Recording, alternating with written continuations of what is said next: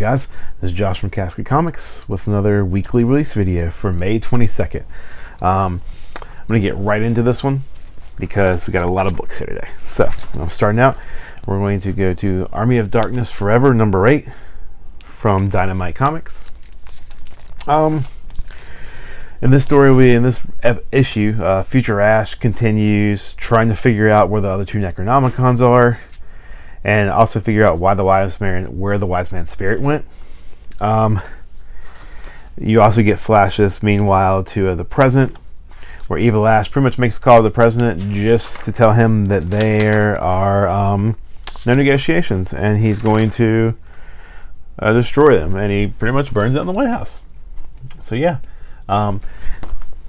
We also continue to flashback with Future Ash, as he has the Necronomicon baby, and pretty much he's still trying to find the other two Necronomicons. He finds one in Salem, Massachusetts, and pretty much one spirit coven fight later witches, and he has the second book, and he finds out the third book is in London, where he first woke up.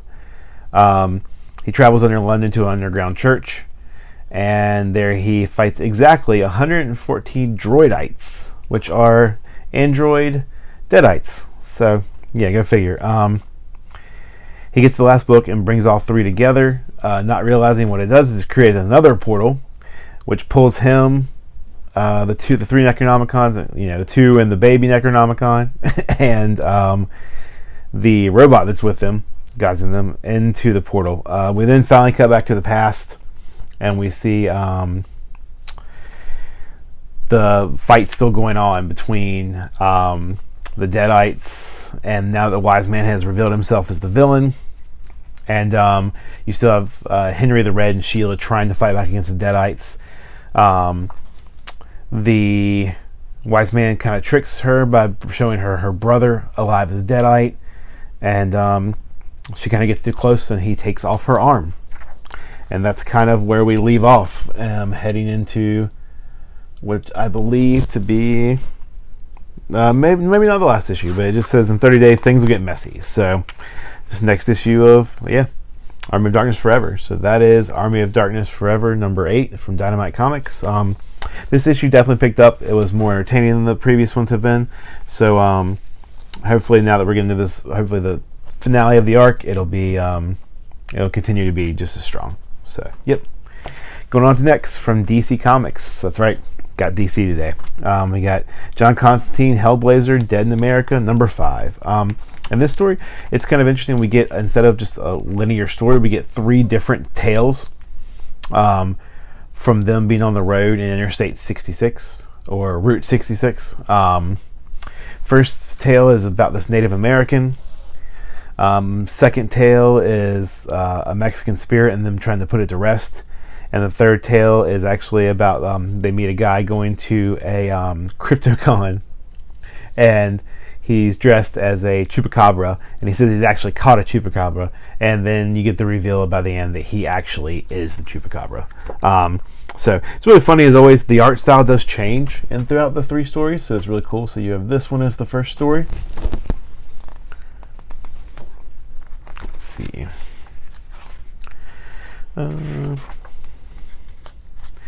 Get into the second story, and it kind of switches to this art style, which is really entertaining.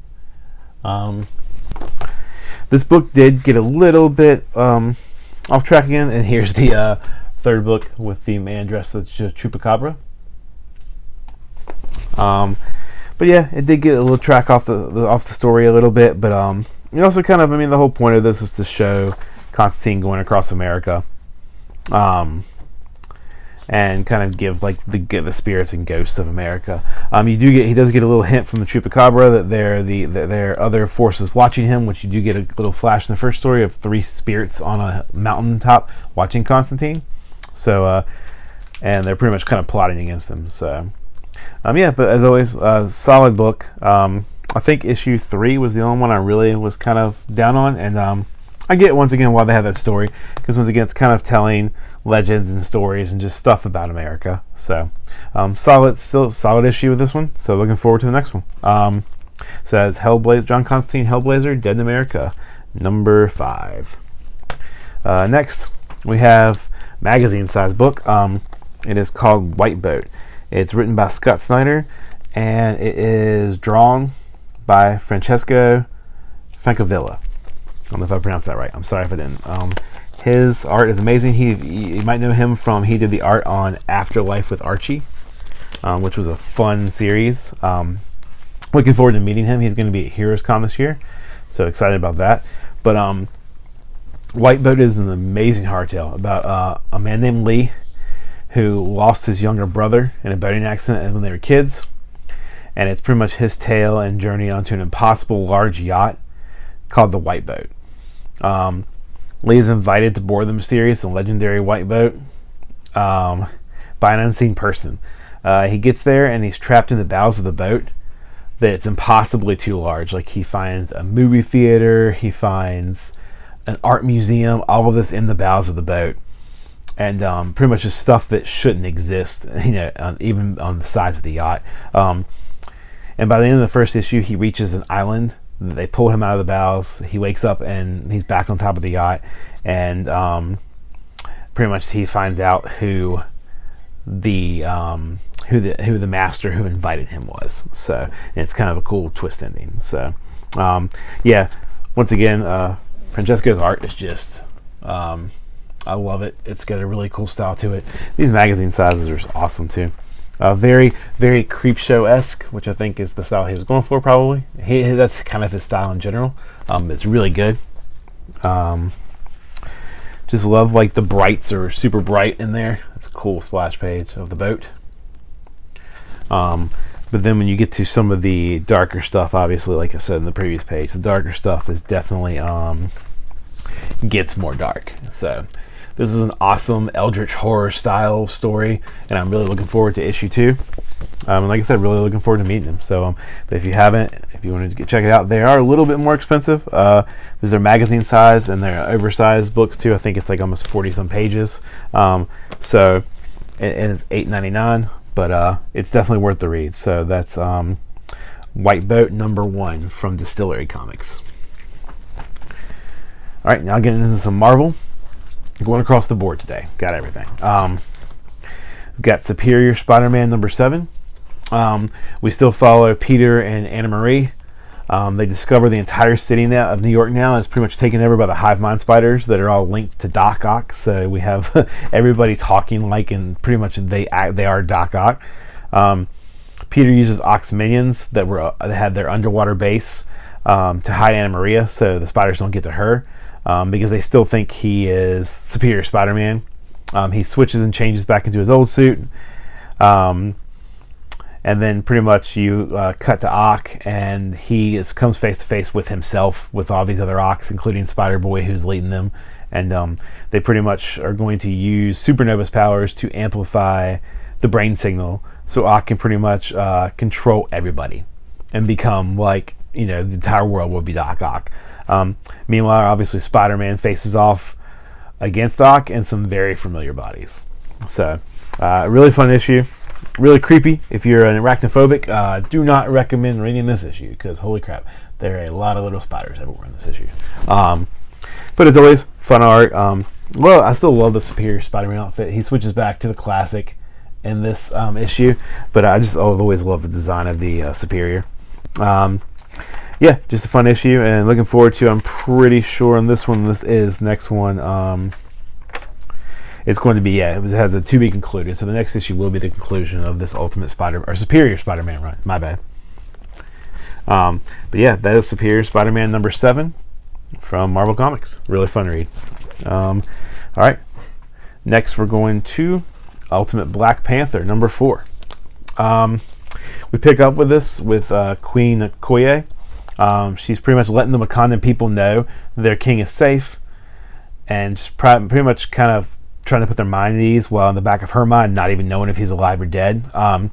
She lets her anger out, kind of speaking to Shuri about it, and they just decide to press on. That night she's attacked by an assassin, but she escapes as Shuri wounds the assassin.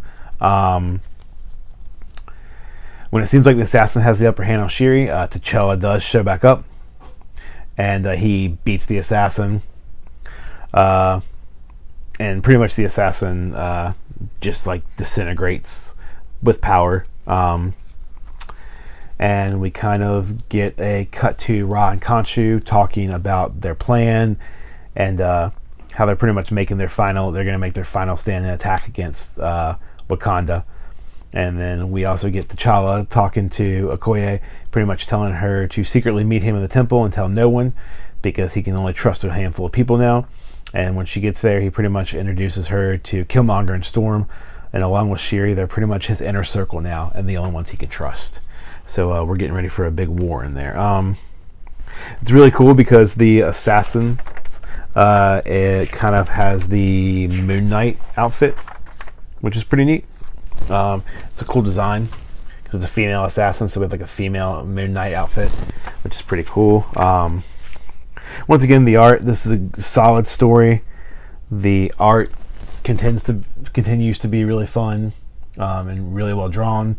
It's just a solid story. Like I said, I've enjoyed all the Ultimate comics. A lot of people have, I know, kind of not been the biggest fan of some of the Ultimate stuff, especially, unfortunately, Ultimate X-Men, which I think is a great story. But yeah, you get some cool shots of Ra and Khonshu and their human forms. Interesting to see if we see them in their god forms or if we see like an actual Moon Knight in this, so it'll be pretty interesting. But yeah, it's been a great issue. Continue to read it. We'll get issue 5 when it comes out. So that is issue 4 of Ultimate Black Panther from Marvel. Next, we're going to get to Blood Hunt number 2. Really cool issue. Yeah, what does it say, man? Like, pretty much spoilers if you have not read Blood Hunt number 1. I usually don't spoil it when something happens in an issue, but by the time I get to next week and next issue, I will have spoilers for the previous issue. So, with that, spoiler warning. Alright, here we go. Blood Hunt number 2 pretty much opens with Blade now having been revealed as the villain.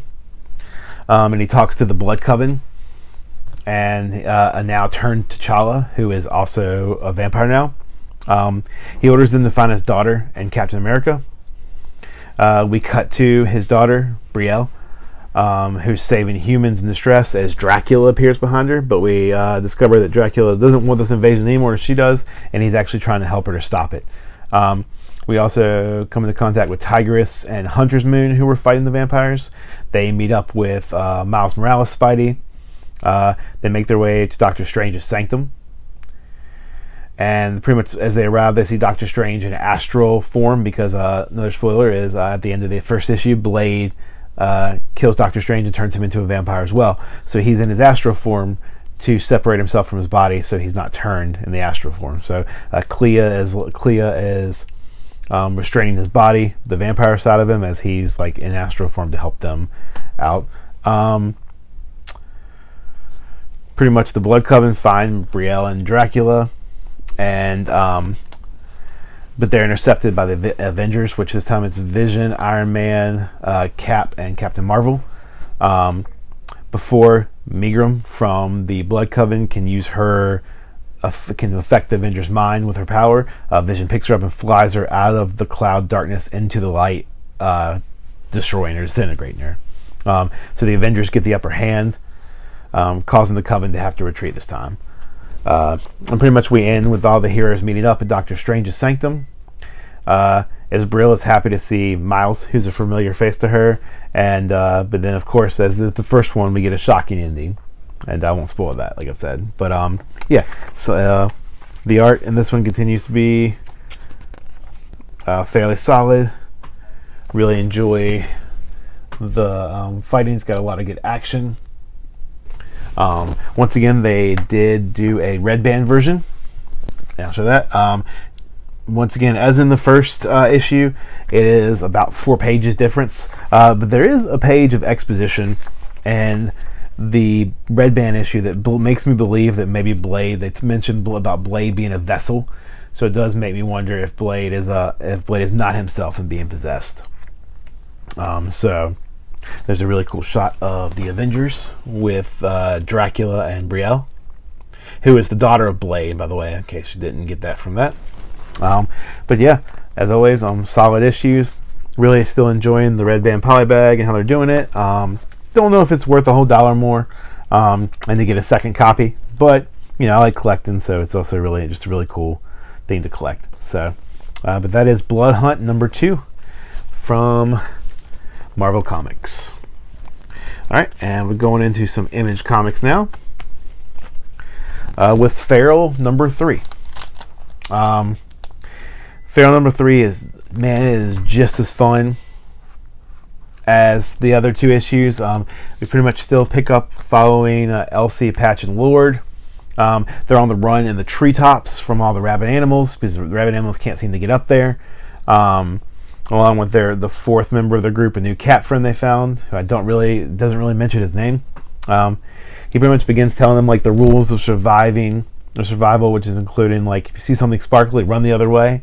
To which Lord does the exact opposite and sees a shiny collar in the bushes and runs down the tree to get to it. Which, funny enough, it ends up being another cat they meet who's not infected, or seems not to be, named Gigi. And she pretty much meets up with the group. The other cat is leading them is very doesn't want to help her because he's like, we can't trust anyone because they could be infected. But she pretty much tells them the story she tells them she came from town. And men came into town and tried to take her and her friend Max away. But they ran, and unfortunately Max didn't make it. They found a clean river to drink from, only to be cornered by another group of rabid wolves. They're only able to escape because Lord leads humans who are killing all the animals right to him. They get away from the commotion, and they finally find that they'd actually made it out of the woods to their home. But what's happened to their home? So that's the twist, and I can't really tell you. Once again, I'm not going to spoil it for you. I'll show you some cool pages from this. There's a really cool flashback with Lord playing with the laser pointer, and it does a good cut to the men with guns shooting at him. And then kind of does the introduction to the comic. This is just, once again, this comic, I guess, drawing the characters like Disney characters just makes it so much more entertaining. I don't know. It's a blast to read, though. But it's been a really good comic. Like I said, I never got to read all of Stray Dogs, so not sure much about the story. But I heard it was great. So if it's as good as this, I'll be excited to eventually pick up the trade and read Stray Dogs. But yeah, that is Feral number 3 from Image Comics. And now, last but not least, we're going back to Marvel Comics because I want to save this one for last. We have Spider-Gwen, the Ghost Spider, number 1. Which, by the way, let me tell you, this comic had some variants. I picked up a few, but holy crap, this is a lot of variants, man. You got to take these down. Get these away from me. Jeez, wow, man, lots of variants. But yeah, it was a really fun issue. I'm a huge Spider-Gwen fan. If you haven't seen it, I haven't said a billion times in these videos, she is one of my favorite characters. And pretty much this, we pick up in this issue with a recap of the death of the original Gwen Stacy, told to us from Gwen Stacy, aka Spider-Gwen, aka Spider-Woman, aka, well, you get the point. We see Gwen in the 616 universe now trying to get a bank account. To her dismay, they won't let her because she doesn't have any proof of who she is other than a name. Of course, bank robbers attack. Quips ensue when she stops them. Then she instantly regrets it, since pretty much like everybody, she was told not to reveal herself, that she's in this universe, not even to anyone. They don't want Miles to know, they don't want Peter to know, they don't want anybody to know. And you kind of kept in the dark at first of who's telling her this, and then you realize, come to find out it's the TVA, which is the Time Variance Authority from Loki TV show. And she even talks to a version of OB from the 2nd season, and he pretty much tells her, like, that he'll clean up, but she can't use her suit again. Her symbiotic suit is just too dangerous to use because she's not supposed to be there. And she alludes to maybe there being another Gwen in her universe. I don't know if they're talking about like the clones from Shadow Clones or what. Obviously, it's still a mystery, and we'll get more as the series gets on. But we cut to a new villain, or a villain, the Tarantula. We've known him before, but he's a boss now, and he's pretty much plotting to take out this new spider. Now that everybody's seen her, we get shots of Miles seeing her, Peter, Silk, so they all know that she's here now.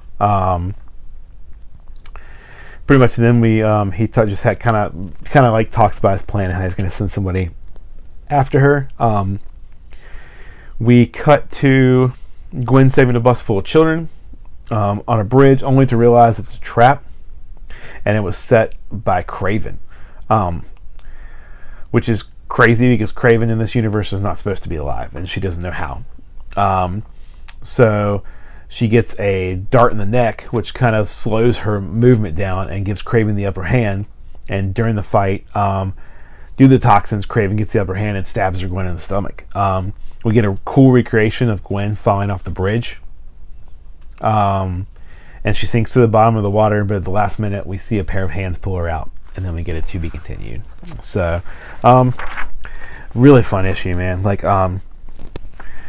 the art's a little. I will always, unfortunately, judge this art by Robbie Rodriguez's art from the original series. It just was so much more unique to me than anything I've ever seen at the time. And you see it in the Across the Spider-Verse, maybe the way that they did Gwen's home or in Earth 65 with like almost like watercolor style. That's how Robbie draws, and it's such a really cool, cool way to see it. But the art in this is still really good.